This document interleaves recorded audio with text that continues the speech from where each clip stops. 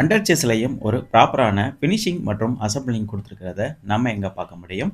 Toss and beam suspension சிஸ்டமோட coil ஸ்ப்ரிங்கும் இங்கே நம்ம கிளியராக பார்க்க முடியும். எஸ்ஆஸ்ட் மற்றும் மஃப்ளரோட சிஸ்டமும் நம்ம இங்கே கிளியராக பார்க்கலாம். பழைய டிசைரில் இருக்கிற அதே கிரவுண்ட் கிளியரன்ஸ் இந்த புதிய டிசைர்லையும் இருக்கிறதுனால ஒரு பெட்டரான டிரைவிங் எக்ஸ்பீரியன்ஸ் கிடைக்கிற மாதிரி தான் இந்த புதிய டிசைரை மார்க்கெட்டில் கொடுத்துருக்காங்க.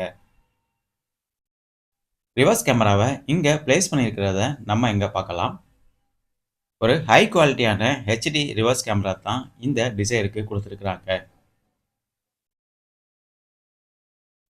பூட் ஓப்பன் பண்ணி பூட் ஸ்பேஸ் எப்படி இருக்கு அப்படின்னு இப்போ பார்ப்போம். இந்த புதிய டிசைருக்கு electro magnetic trunk opening system தான் கொடுத்துருக்காங்க.